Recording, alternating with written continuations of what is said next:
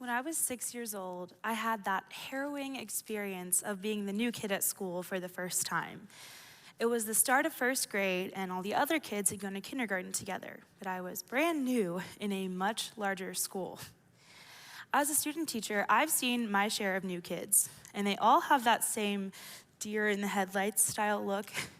And even I, armed with 6-year-old fearlessness, a color block Hello Kitty lunchbox, and a little brown stuffed dog whose name I can't remember anymore, still had that look, at least on the inside. My memories from those first few days just come in flashes. The red rubber floor of the gym, trying to find someone to talk to, the neon colors of my teacher's chart markers, and going into my favorite special area class for the first time, music. I only remember walking in and being in awe of the giant music room at my new school, but my teacher is still a dear friend, and she recalls the moment to me she first heard my voice often. She was singing a good morning song to our class because it was our very first meeting of the year, and all of a sudden, I sang back to her, and in a moment, a passion was born and fueled. It turns out that teacher conducted a community children's choir on Tuesday nights. She asked me to join, and there were the next 6 years of my life. I remember going in and asking my mom in the car, "Do you think I'll know anybody here from school?" And I did, but only one person. The rest of the room was filled with strangers, but not for long. Within just 1 hour, I formed many friendships, many of which would be lifelong and continue to this day. Now let's fast forward a little bit. Now I'm 14, it's my first day of high school. I'm not the new kid anymore, but aren't we all kind of the new kid on the first day of 9th grade? I still have that same look as I walk into school, but luckily for me, choir is my second class of the day. I remember walking in and immediately feeling safe and at home. I sat next to a girl I had never seen before in my life. We didn't talk for a whole week, but when we finally did decide to start chatting, it was like we'd been friends the whole time. Like we were just picking right back up where the music left off. And to this day, she is my best friend. I could stand here and tell you 15 years worth of similar stories from my time in choir, but instead, I would like to begin with a demonstration of what I like to call the choral connection. I hope everybody remembered your music. Actually, the choral connection begins before music, before rhythm, before pitch, before words. It begins at the root of singing, at breath. So we are simply going to breathe together. I'm going to count to 4 times. The first time you'll breathe in, the second time you'll breathe out, then we'll repeat it. It works best if you just don't think about it and focus on your breath. So on my count, ready? In, 2, 3, 4, out, 2, 3, 4. Again, in, 2, 3, 4, out, 2, 3, 4. That wasn't so bad, right? Now, would you believe me if I told you that for those 16 counts, your hearts all beat in sync? When I first heard that, I did not believe it, but it's true. It's science. Recently, I got curious, and I found out that a Swedish musicologist named Björn Wickhoff also got curious in 2013. He gathered a choir of 15, 18-year-old Swedish singers. He had them sing a hymn and a mantra together in just some different pitches. And the results of his study were astonishingly apparent. In fact, their hearts did beat together. Their heart's rates started to regulate and fluctuate at the same patterns. But the most fascinating part of this study is that the results took almost no time to show up. Their hearts were beating in sync after singing together for just a short time. How many of you can say that in your organization, your hearts started beating together within 5 minutes of meeting each other? I can. This kind of connection is not only beneficial in a social context, though. It's actually beneficial for physical health.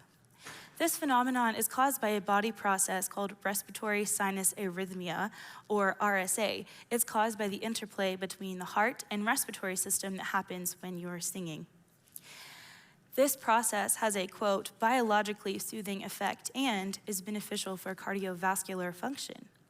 However, the cardiovascular system is not the only body system affected by singing. In fact, almost every body process is positively impacted when we sing together. The musculoskeletal system is impacted when we stand for those long-haul concerts and use our diaphragm, which is like choir singing 101. The lymphatic system is impacted because singing provides an immune boost, which is especially needed nowadays. But perhaps the body system that is most affected is the nervous system, where the brain is. Not only does singing release neurotransmitters that promote pain management and help sharpen memory, it is also very beneficial for mental health.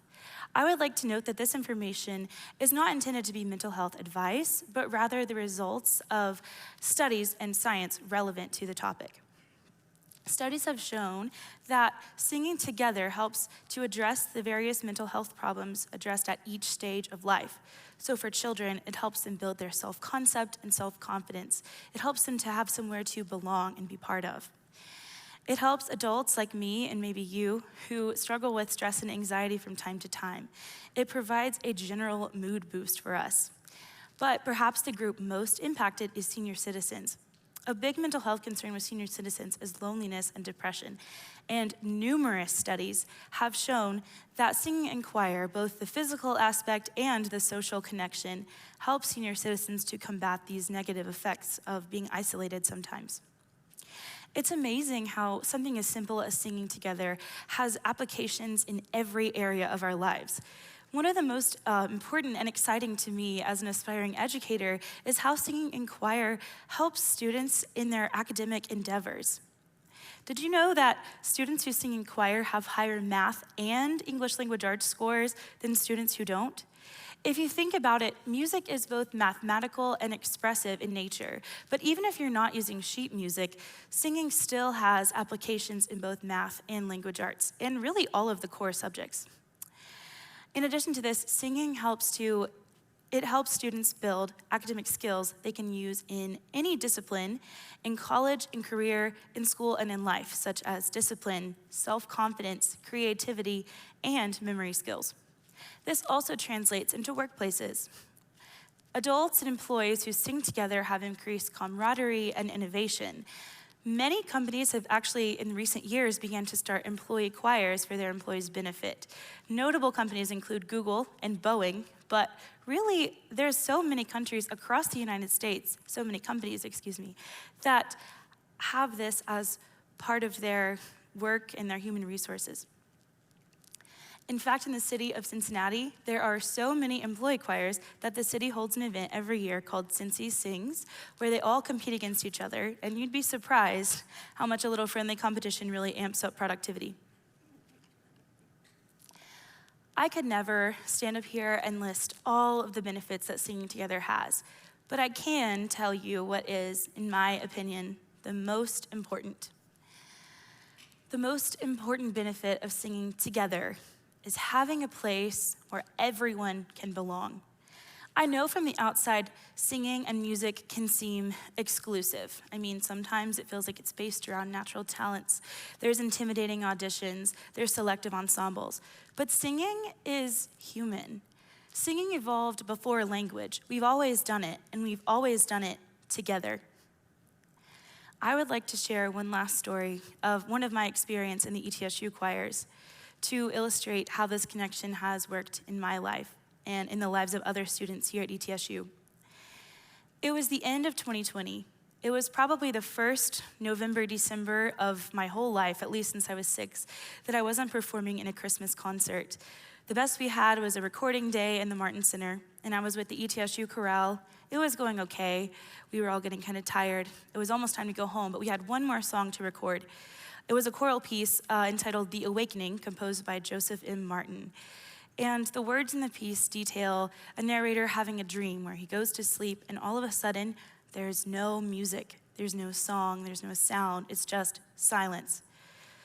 And as we were singing those words, I could feel that I wasn't the only one beginning to have tears in my eyes.